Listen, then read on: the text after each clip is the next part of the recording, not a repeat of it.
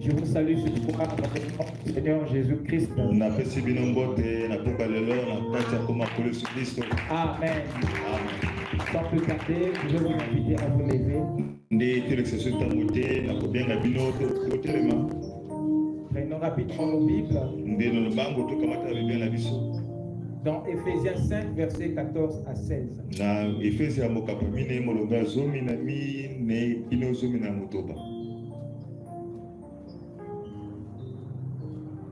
C'est pour cela qu'il est dit: réveille-toi, toi qui dors. Relève-toi d'entre les morts. Et Christ t'éclairera. Et Christ t'éclairera.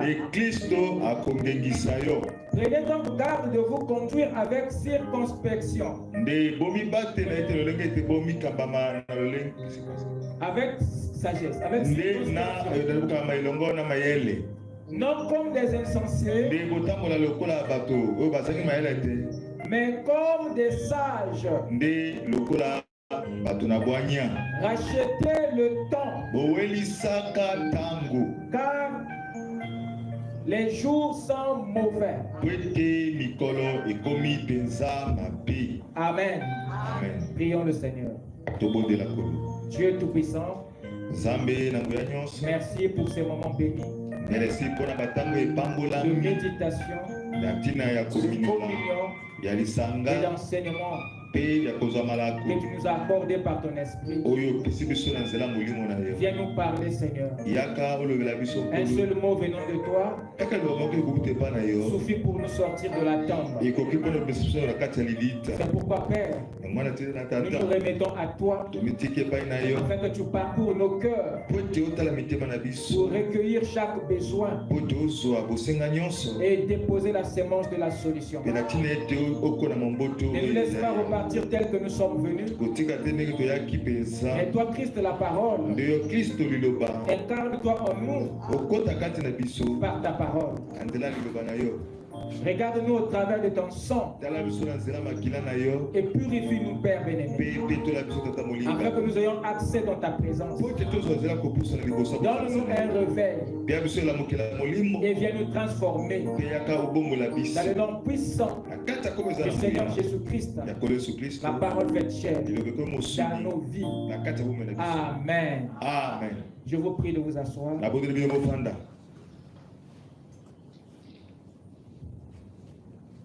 Je vous salue encore dans le nom du Seigneur Jésus-Christ. Ce soir, par la grâce du Seigneur, nous allons devoir avancer d'un pas.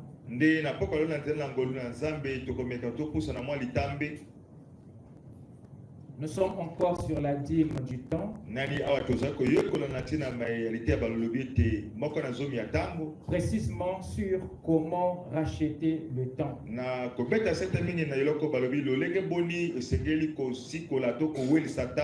Et le point d'insistance de ce soir va se porter sur les lois rédemptrices du temps.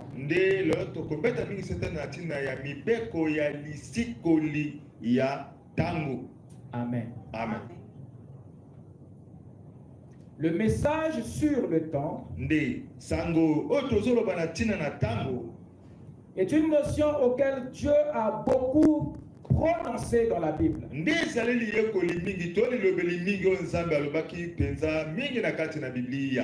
S'il y a une chose que Dieu veut que nous saisissons mieux, en dehors de lui, c'est bien la notion du temps. Parce que le temps, vous êtes prêts? Amen. Est-ce que vous êtes là? Amen. Le temps fait partie des reproches que le Seigneur nous fait dans les Écritures.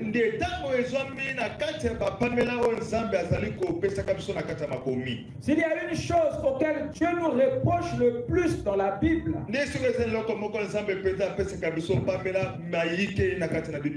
en dehors du péché, c'est bien notre ignorance sur le temps. Dieu est frustré par notre façon de regarder, par notre façon de considérer, par notre façon d'apprécier le temps. Il est frustré par notre manière de l'interpréter. Dieu est frustré par la façon des hommes de gérer le temps. Nous pouvons voir sa frustration au travers des Écritures, de la Genèse à l'Apocalypse. Vous pouvez lire combien Dieu est frustré par l'insouciance des hommes en ce qui concerne le temps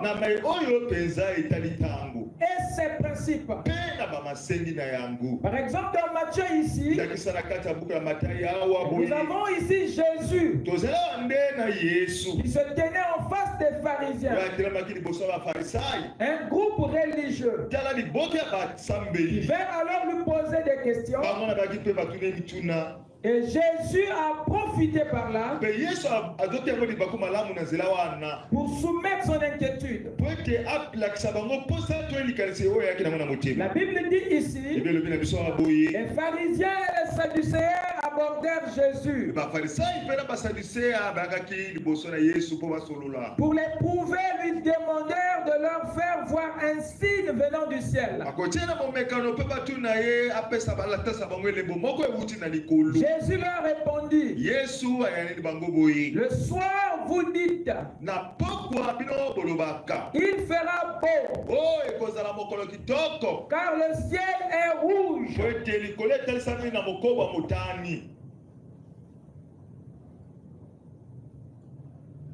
Et le matin, il y aura de l'orage aujourd'hui,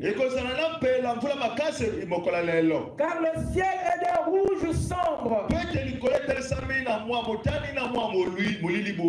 Vous savez discerner l'aspect du ciel, et vous ne pouvez discerner les signes des temps. Vous remarquerez ici, il y a deux choses que Jésus a soulignées. L'aspect du ciel, qui est en rapport avec la météo, et les signes du temps, qui sont en rapport avec les zodiaques. Pour Jésus, la lecture, le discernement de ces choses suffit en réalité à nous renseigner au sujet du temps. Jésus a apprécié notre aptitude à discerner la météo. Mais il a condamné notre incapacité à discerner les signes du temps.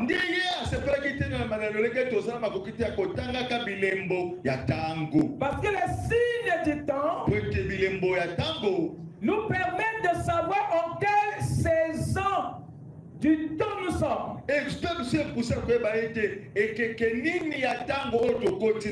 Les signes du temps nous aident à saisir les temps prophétiques. Mais l'aspect du ciel nous permet de déterminer la météo. Mais les deux ici sont tous les deux les éléments du temps. Que ce soit la météo, que ce soit les signes prophétiques des temps, il y a un qui nous permet de connaître les temps scientifiques, et un autre qui nous permet de connaître les temps prophétiques.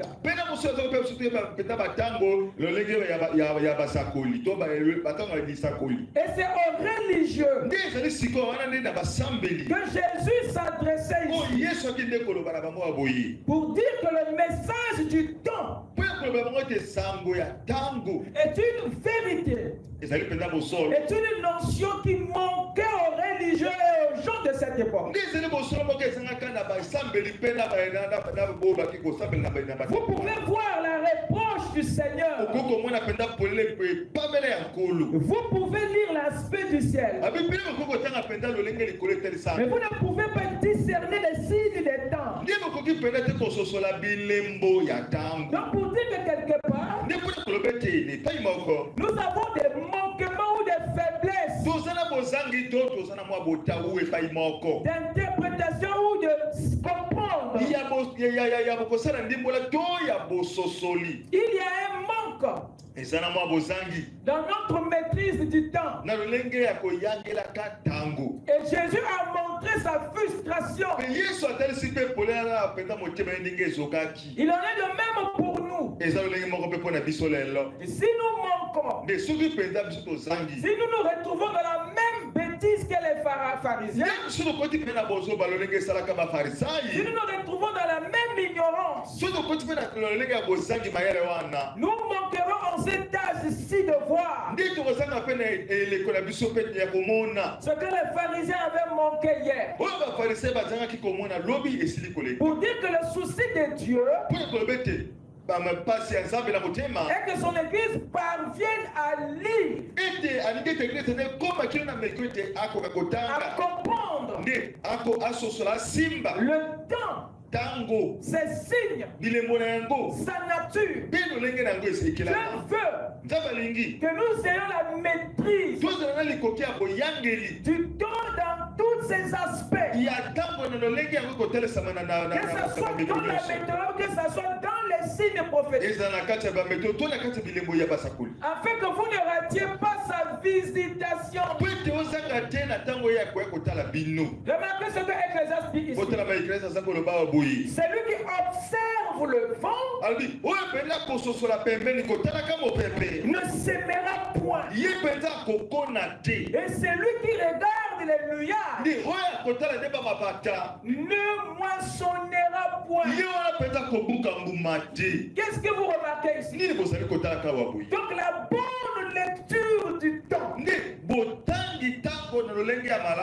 détermine le comportement, détermine les actions. Celui qui a la bonne lecture du ciel, la bonne lecture du temps, n'agira pas comme tout le monde. Est-ce que vous me suivez? Il y a certaines choses que ceux qui maîtrisent le temps ne feront pas. La maîtrise du temps nous protège de beaucoup de choses. Pour le cas de celui qui sait observer les vents et qui sait regarder les nuages,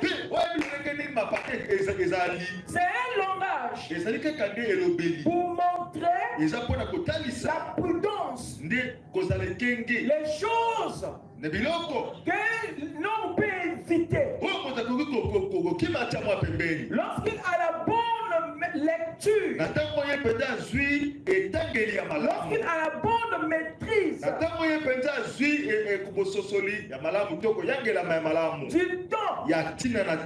Est-ce que vous êtes avec moi? Amen. La maîtrise du temps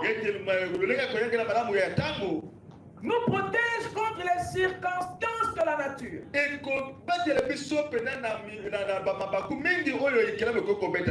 La maîtrise du temps nous protège contre les frustrations.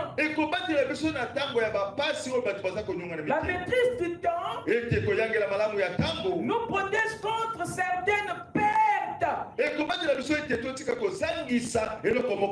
En termes d'énergie, de ressources et même de temps. La maîtrise du temps nous protège contre les retards de développement.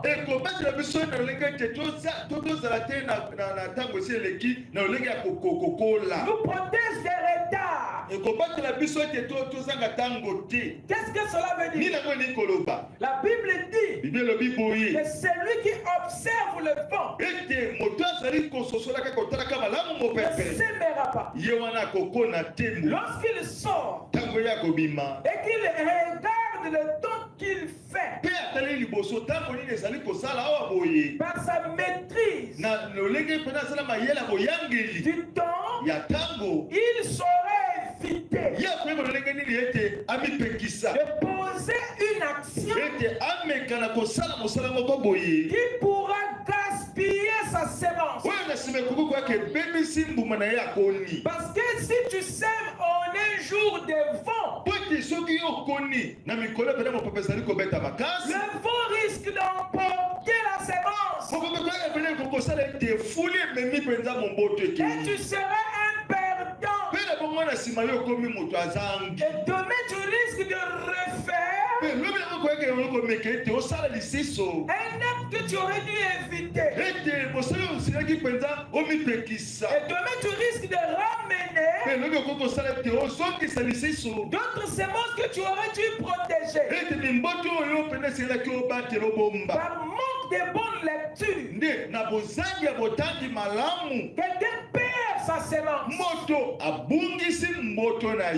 Et en lisant très bien les temps, donc vous protégez vos ressources.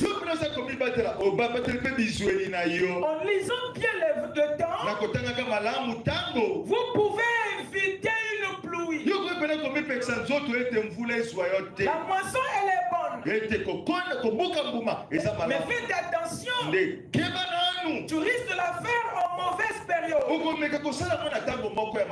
Et celui qui regarde les nuages ne moissonnera pas. Parce qu'il risque d'être pris par une circonstance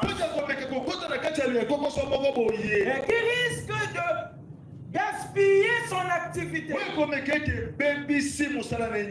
rendre la moisson moins productive. Vous avez ici des circonstances qui peuvent vous frapper. Si vous n'avez pas la maîtrise du taille, mais celui qui a la maîtrise des temps les invitera. Et il sera très conséquent dans ses actions. Et c'est cette petite sagesse, la maîtrise du temps, la bonne lecture des temps, qui manque à certains croyants. Voilà pourquoi on tourne au rond. Vous répétez les choses que vous n'aurez pas dû encore répéter. Parce que vous avez agi en un jour qu'il ne fallait pas. Vous avez agi sans discerner, sans lire le temps. Est-ce que quelqu'un peut dire amen? Amen. Ecclésiaste 8:5. C'est lui qui observe le commandement. Ne connaît point des choses mauvaises. Et le cœur du sage connaît le temps. Voilà ce qui m'intéresse. Le cœur du sage connaît le temps. Et le sage dont il parle ici, c'est le Fils de Dieu. Nous sommes censés être des sages. Et Dieu sait que quand vous êtes ce sage, vous aurez la maîtrise du temps, le contrôle du temps, la gestion du temps, et vous aurez la maîtrise des principes, des lois qui vous permettront même de le racheter. Vous ne serez plus un tâtonnant. Votre sanction sera canalisée. Vous n'agirez plus par ignorance. Est-ce que quelqu'un peut dire amen? C'est très important. Or, cette sagesse, beaucoup d'hommes et de femmes n'en ont pas. Et nous sommes là à accuser les autres. Alors que l'échec est venu par notre manque de sagesse en ce qui concerne la gestion du temps. Il y a encore des animaux dans la nature que Dieu apprécie mieux que les hommes. Et ce qui fait mal dans cette affaire, c'est de voir des fils et des filles de Dieu avec le Saint-Esprit et ignorer la notion du temps et nous traînant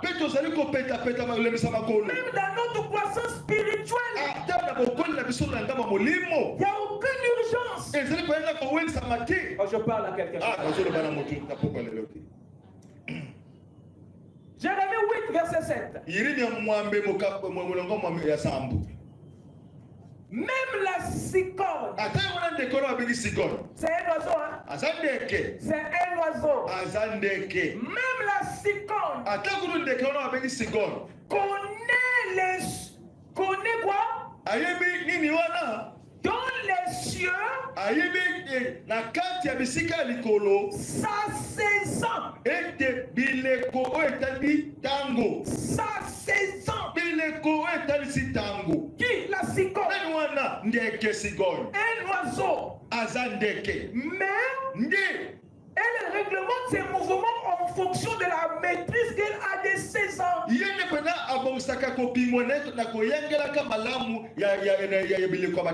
Et cette maîtrise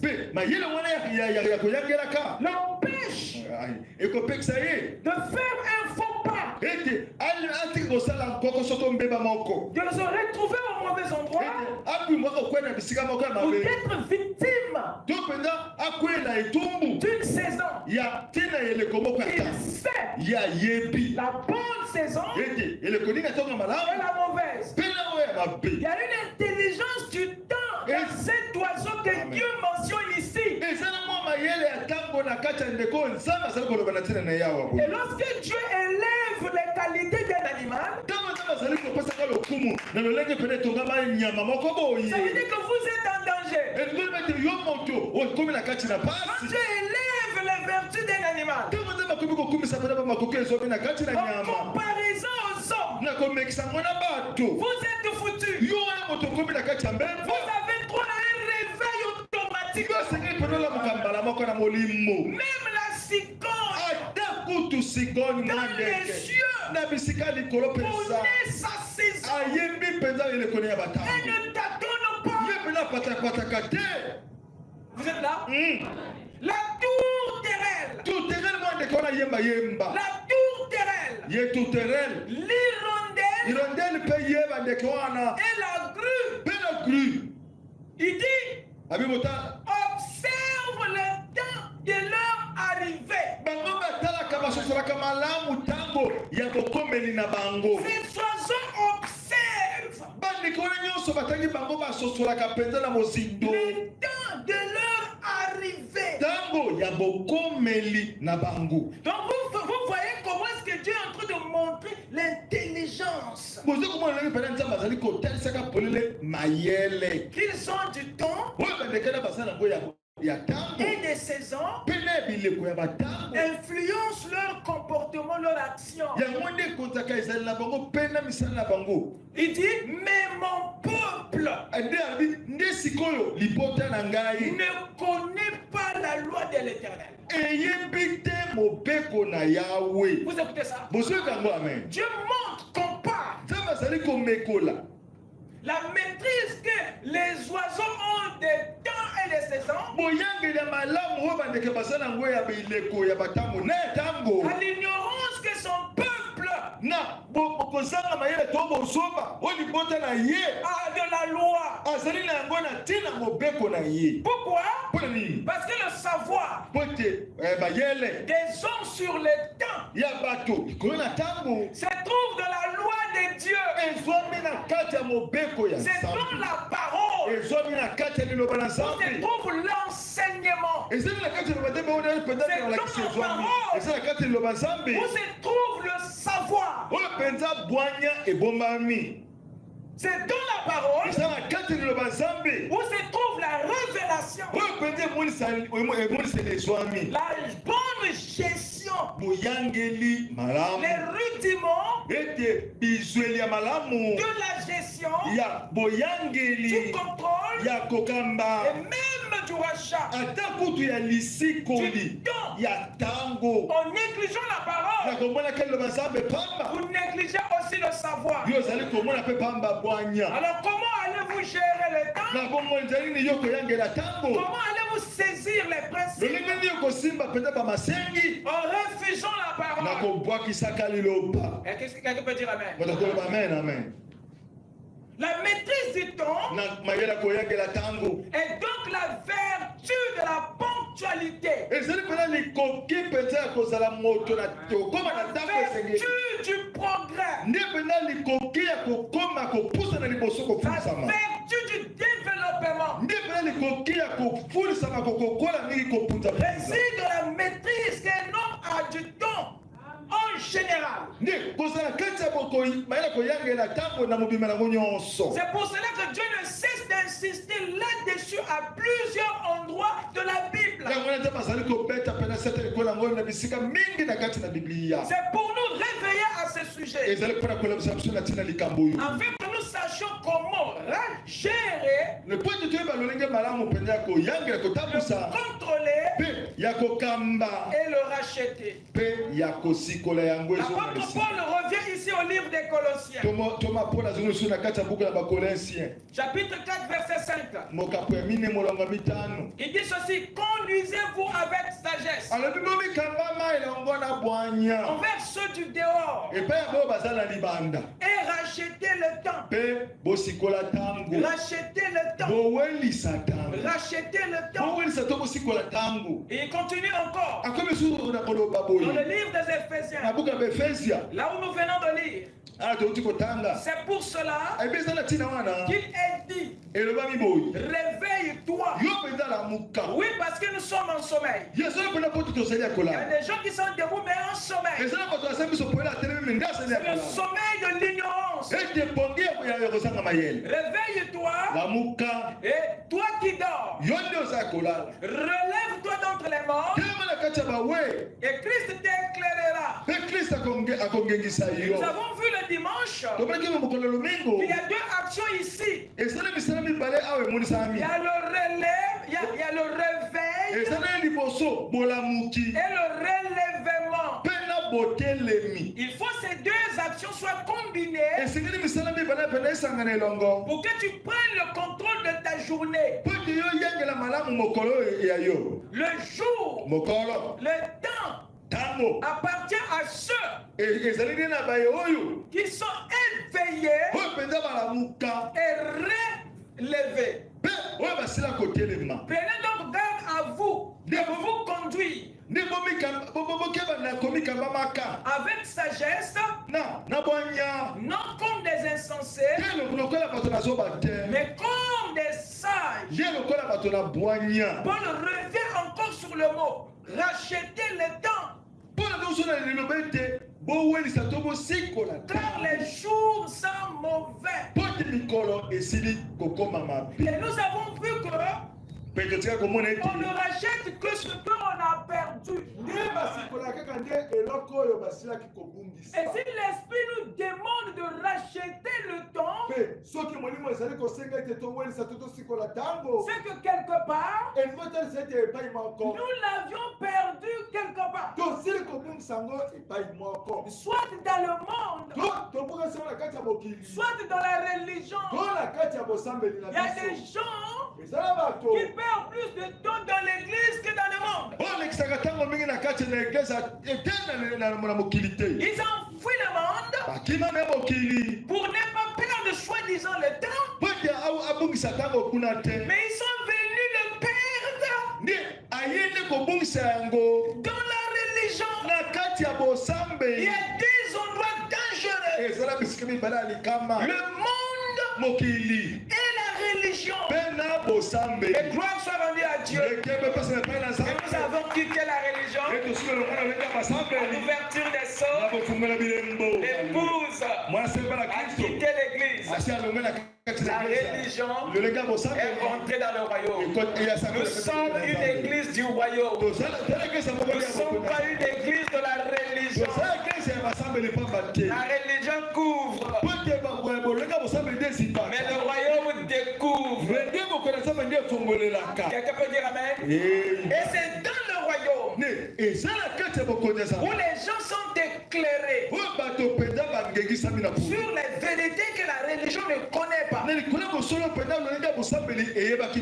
Donc l'esprit ne peut pas dire. L'esprit ne peut pas nous dire de racheter le temps si nous n'avons pas perdu quelque part. Je croyais qu'il n'y avait que les âmes et les corps qu'on pouvait racheter. Or, le temps aussi se rachète. Il y a une rédemption pour le temps. Dieu vous a racheté, mais c'est à vous de racheter le temps perdu. Il ne peut pas dire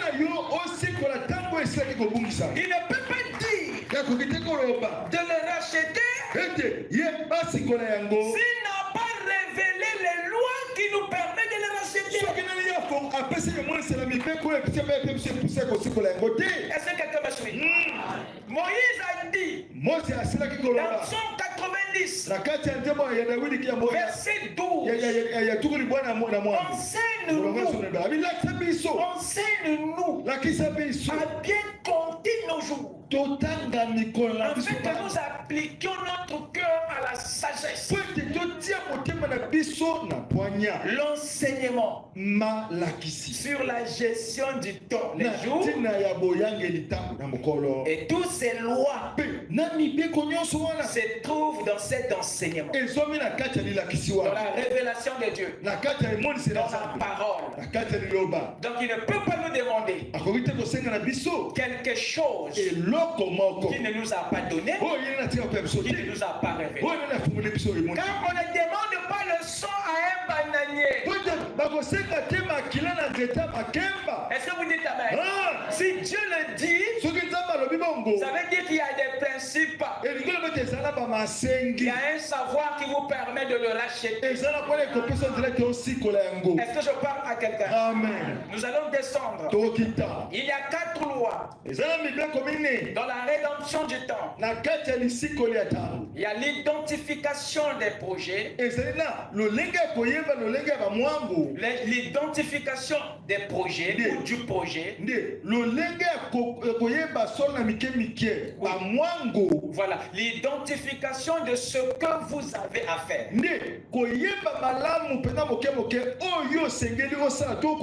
La connaissance parfaite de ce que vous devez faire.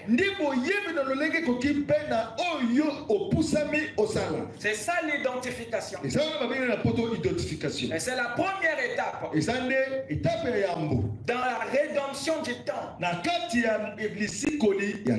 Parce que celui qui n'a rien à faire perd le temps d'office. Le temps n'est pas important aux yeux de celui qui n'a rien à faire. Avez-vous remarqué? Faites l'expérience. Celui qui n'a rien à faire. Le temps n'est rien pour lui. Mais celui qui a quelque chose à faire. Le temps n'est qu'important à celui-là. Donc c'est le projet que tu as qui donne la valeur au temps.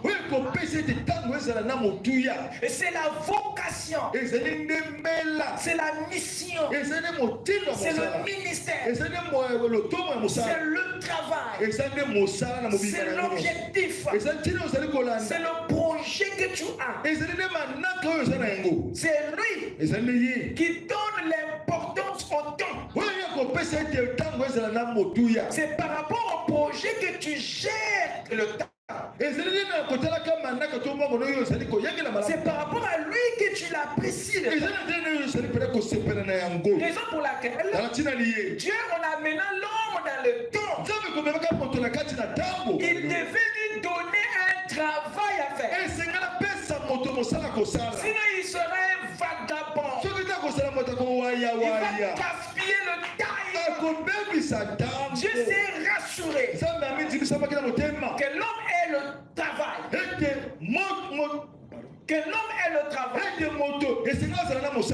dans le temps pour gérer cette ressource. Et ne vous dites pas que vous êtes né pour ne rien faire. Vous êtes né pour faire quelque chose. Et c'est pour votre but que le temps a été donné. C'est pour ton appel. C'est pour ta vocation que Dieu t'a attribué le nombre de jours que tu as. Ça a été donné pour que tu accomplisses cette chose dans cette portion du temps qui t'a été imparti. Alors si tu utilises ce temps pour faire autre chose, tu n'as plus assez de crédit dans ton compte. Ça veut dire que tu as épuisé les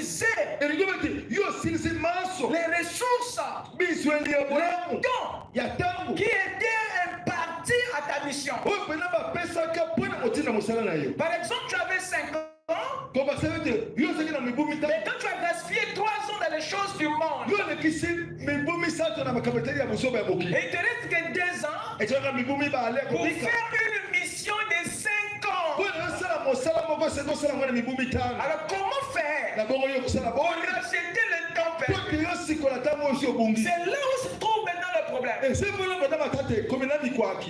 là, tu es obligé de faire le maximum dans le temps qui te reste. Est-ce que vous m'écoutez?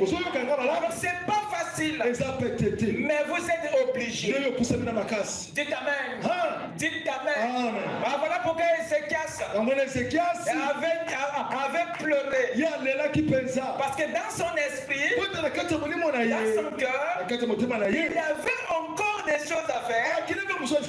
Mais voici que Dieu est venu mettre un terme à sa vie. Il dit Ézéchias, c'est fini. Tu rentres à la maison. Il dit mais je n'ai pas fini. Il dit mais le crédit est fini. Il dit non. Alors cette histoire doit attirer notre attention sur la rigueur que Dieu a sur le temps qui vous est imparti. Ne jouez pas. Ne mettez jamais votre vie sur le brouillon. Parce que la vie est au propre. La vie est un livre. Et le nombre de pages, c'est le nombre de jours. Tu ne sais pas quelle page de ton livre tu es déjà arrivé. Est-ce que le contenu des pages a été déjà livré? Alors beaucoup aujourd'hui ont du mal à repérer le projet de leur vie. Ils ont du mal à l'identifier. Comme vous ne l'avez pas identifié, alors vous perdez le temps. Et la barre de jugement, ça sera compliqué. Parce que nous avons reçu le même nombre d'heures. Hein?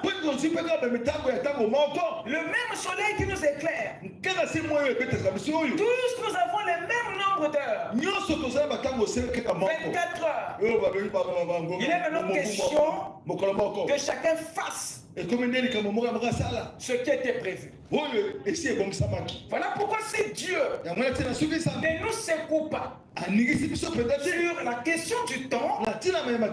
Beaucoup quitteront la terre sans avoir accompli leur destinée, sans avoir fait la volonté parfaite.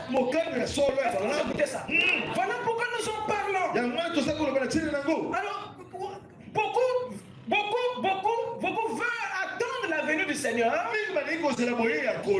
qu'ils ne sont même pas révélés sur leur vocation. Tu veux qu'ils viennent? Est-ce que tu es sûr que tu as eu déjà à faire ta vocation? Tu es sûr que tu as eu à faire déjà ton boulot? Parce que sa venue sera un jugement pour toi. Rassurez-vous. Vous qui attendez sa venue, rassurez-vous que vous avez fait ce qu'il faut faire, ce qu'il fallait faire. Le départ sera une joie pour celui qui sait qu'il a fait sa part. Est-ce que vous dites Amen? Est-ce que vous dites Amen? Bonsoir. Au moment de partir, il avait le sourire parce qu'il avait accompli l'œuvre du Seigneur. Est-ce que toi, tu es déjà conscient de ton travail? Si tu l'es, l'as-tu déjà amorcé? Si oui, à quel niveau tu es?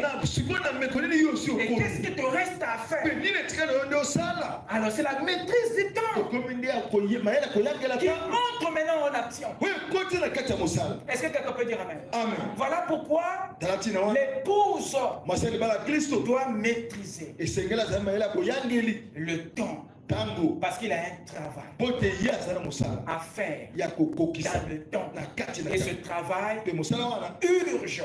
Est-ce que vous dites Amen? Donc le la deuxième loi, c'est la planification des objectifs ou des tâches.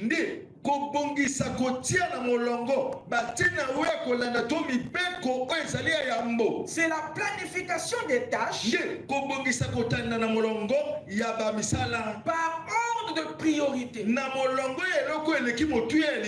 Ça fait gagner du temps.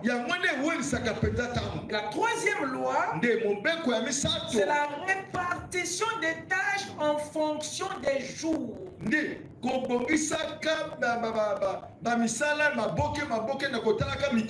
Et la dernière, c'est la diligence. Oh, le temps est parti. Le temps est parti. Permettez-moi de dire quelque chose. Ces lois que vous voyez sont des sillons des traces que Dieu a laissées lors de ses multiples apparitions dans le temps. Ces lois sont toutes inscrites dans sa nature.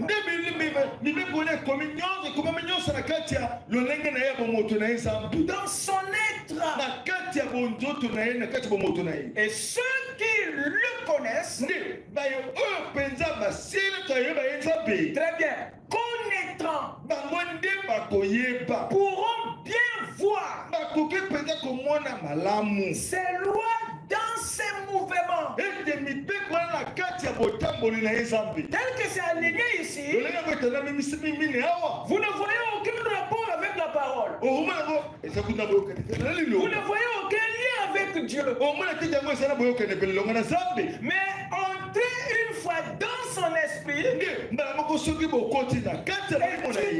une fois sa nature, et vous découvrez que ceci sont des lois qui vont avec lui. Déjà pour commencer, Dieu ne fait rien sans un projet. Il ne commence rien s'il n'a pas d'abord un objectif. Il ne fait rien si au départ ce n'est pas un projet. Et tous les projets de Dieu, il les segmente en tâches ou en objectifs. Et Dieu, lui, il a la capacité de nuancer, de différencier ce qui est important de ce qui est important, de ce qui est prioritaire, ce qui est utile, de ce qui est urgent. Tout ce qui est important n'est pas forcément prioritaire. Tout ce qui est utile n'est pas forcément urgent. Tout ce qui est dans votre projet, tout ce qui constitue ton projet, sont des éléments importants. Mais tout ce qui est important là n'est pas prioritaire. Il y a des choses qui doivent venir avant les autres. Et vous écoutez ça? Amen. Est-ce que vous écoutez ça? Amen. Dieu savait que le poisson est important. Mais il ne pouvait pas créer le poisson avant de créer l'eau. L'eau était prioritaire. L'eau était urgente par rapport au poisson. Parce que sans l'eau, les poissons n'auront pas un fondement vital sur la terre. L'arbre est important. Mais Dieu devait créer d'abord le sang. Vous écoutez ça? C'est ça. La planification des tâches ou des objectifs par ordre de priorité.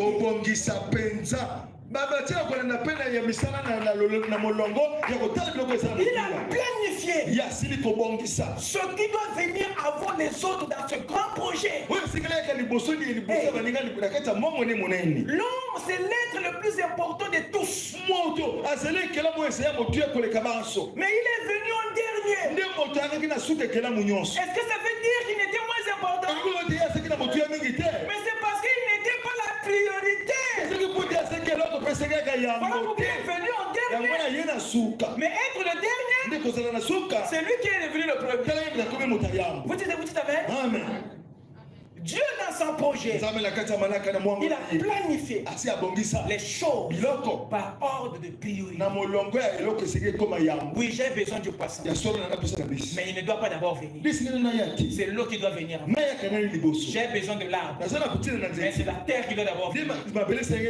J'ai besoin de ceci, j'ai besoin des animaux, mais c'est la forêt qui doit d'abord venir.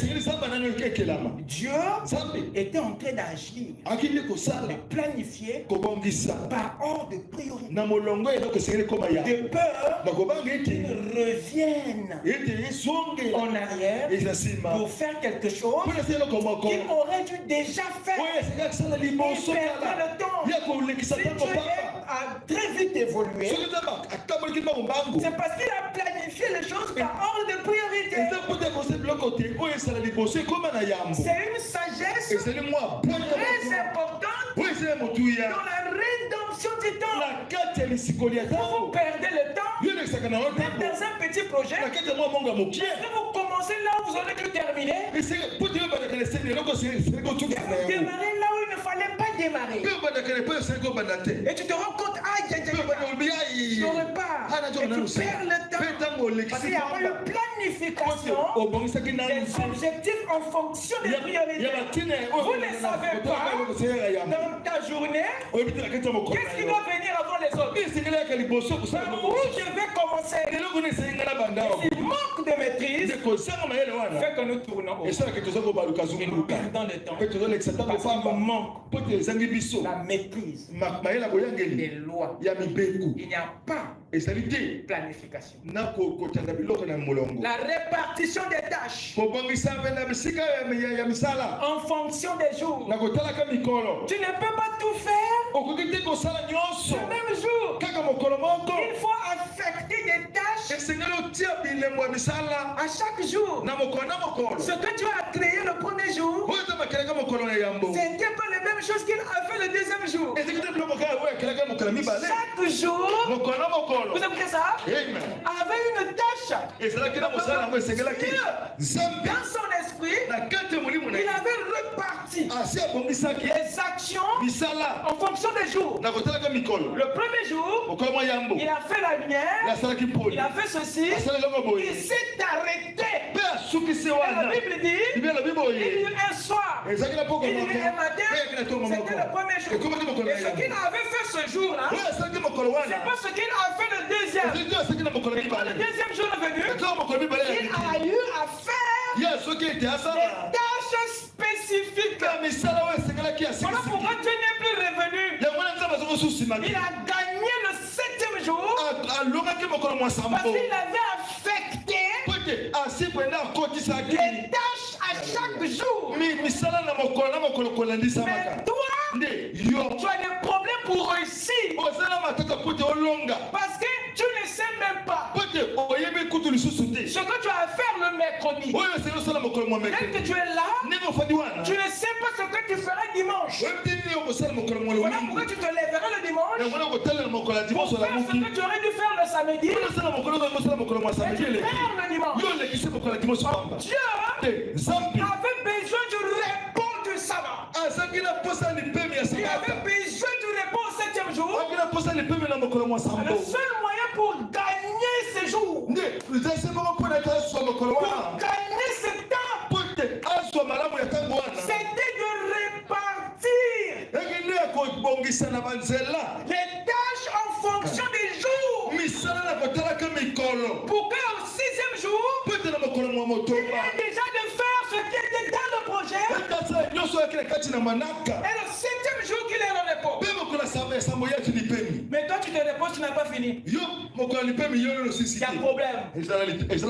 Il y a problème. Voilà pourquoi nous avons des exercices en main qui n'ont jamais été faits. Et nous manquons cette discipline. Mais quand vous observez Dieu dans ses manifestations, vous allez découvrir que c'est un type qui savait ce qu'il avait à faire. Il avait identifié son projet. Il n'est pas apparu dans le temps pour se promener. Chaque fois que vous voyez Dieu apparaître dans le temps, c'est pour faire un projet marcher. C'est pour accomplir un objectif. Mais toi, tu vas à des endroits sans but. Tu te retrouves dans la rue, tu observer les femmes, observer les gens. Non, et tu perds le temps. Et tu aurais dû utiliser pour finir une brochure. Mais comment ta croissance spirituelle va se faire? Dites amen. Nous avons un problème. Il n'y a aucun projet dans l'esprit. Et les choses ne sont pas planifiées par ordre de priorité. On commence là où ça vient. Et à la fin, tu as un projet qui ressemble à un monstre. Tu commences n'importe où quoi. Non, le frère, le projet c'est de commencer, frère. C'est bien commencé. Mais ici, il faut savoir par où commencer. C'est pour ne pas perdre le temps. Sinon, tu reviendras l'année prochaine et encore là. Tu veux perdre le temps dans tes études? C'est simple. Je te donne le secret. Fais ton mieux. Ne jamais avoir un projet et ne planifie rien et ne repartir rien par jour et sois long dans ta vie et tu vas perdre ta vie. Quelqu'un peut dire amen? Amen. Que le Seigneur vous bénisse. Le temps est parti. Nous en parlerons prochainement. C'est très important. Et lorsque c'est présenté, vous ne voyez aucun rapport.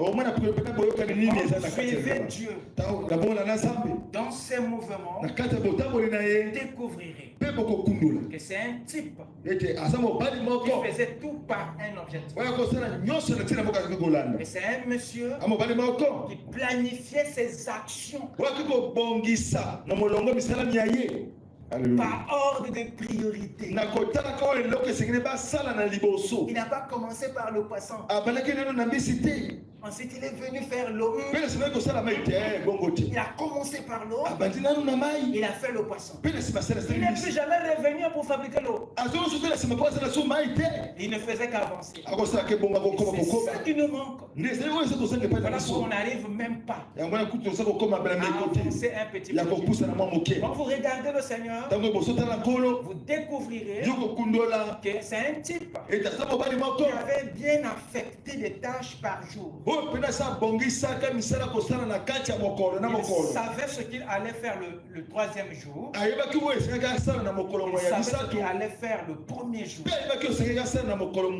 À aucun moment il est venu faire au troisième jour ce qu'il devait faire au deuxième jour. Dieu s'est protégé contre ça. N'est-ce pas lui qui a dit à chaque jour suffit sa peine? Mais vous ne comprenez pas ce qu'il voulait vous enseigner. Oh, il y a une tâche. Il y a un nombre des œuvres qui a été fixé, compté pour les jours. Chaque jour, Dieu sait ce qu'il a à faire. Mais pas toi. Voilà pourquoi tu traînes. Et Dieu, vous remarquerez, c'est un type qui est toujours à l'heure. Dieu n'est jamais en retard. Et il est toujours à l'heure. Parce que s'il est diligent, en lui, il n'y a pas la lenteur. Et en lui, il n'y a que la diligence. Parce qu'il sait que si ces temps-ci passent, alors il va perdre. Raison pour laquelle Quand il vous a promis, je vous enverrai Élie le prophète. En ce jour-là, Dieu s'est hâté. C'est qu'au jour J, Élie le prophète apparaît. Il n'a pas traîné. Il a dit à Habakkuk, si la vision traîne, il attend là, ça va s'accomplir. Au moment fixé. Ne sois pas seulement pressé. La montre de Dieu n'est jamais en retard. Nous devons l'imiter. Voir Dieu dans son métier et faire comme lui. Le succès réside dans l'exécution, dans la reproduction fidèle de la parole et du Saint-Esprit. Que Dieu vous bénisse. Amen. Amen. Oh, le temps est parti. Oh, fire, fire, fire. Fire, oh, fire, fire, fire, fire,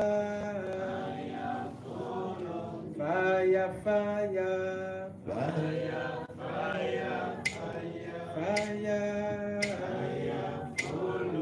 as in the day, fire.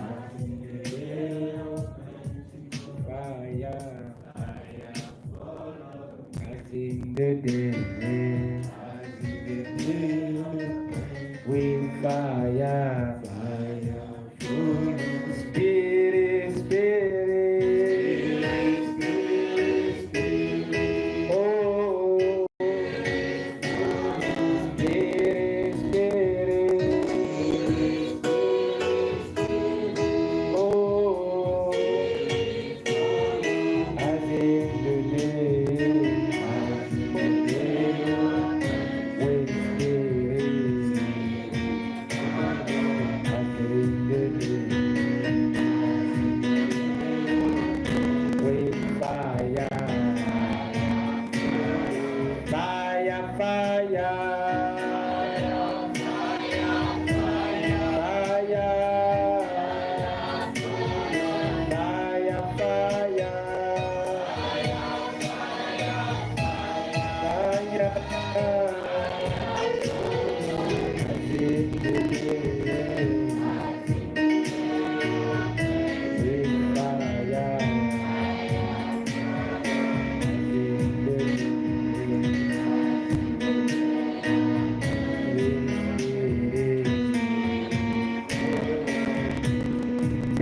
Puisse s'adresser à Dieu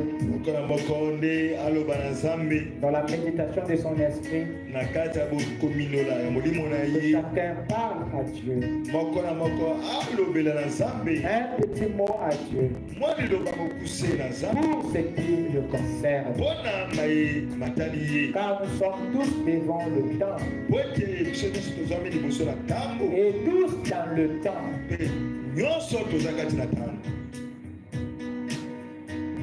Et l'exigence s'adresse aussi à nous.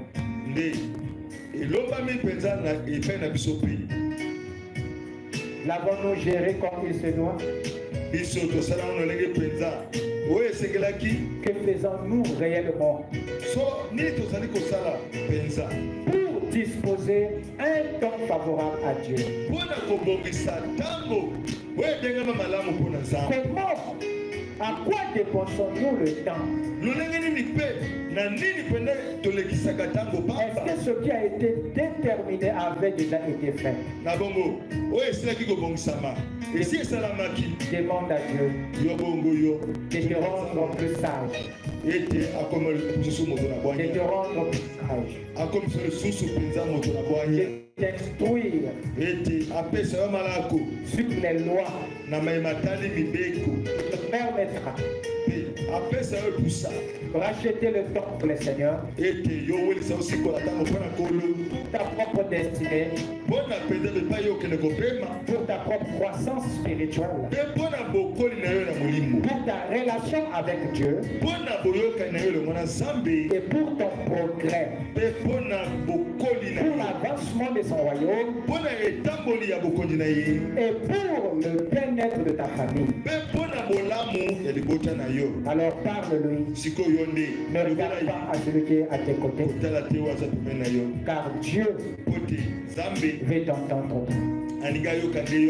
Prions tous.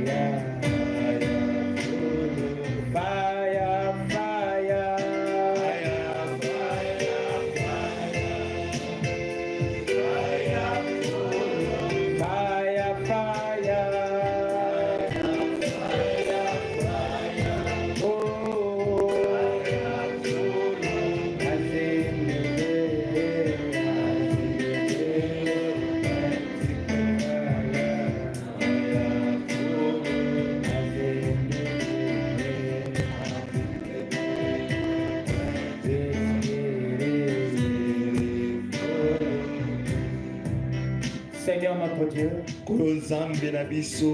nous te sommes infiniment reconnaissants, Père, de nous avoir accordé un temps en ce temps du soir, de